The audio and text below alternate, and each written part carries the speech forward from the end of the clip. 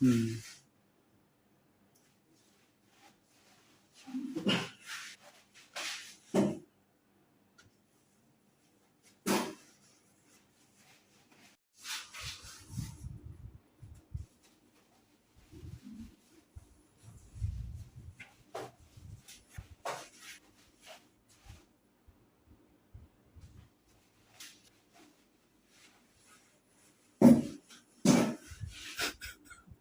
Bạn vui lửa nó mất ngủ rồi.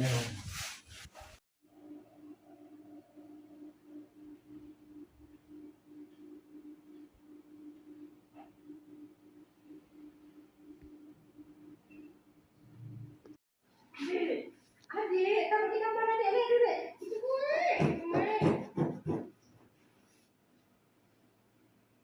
Jangan keluar.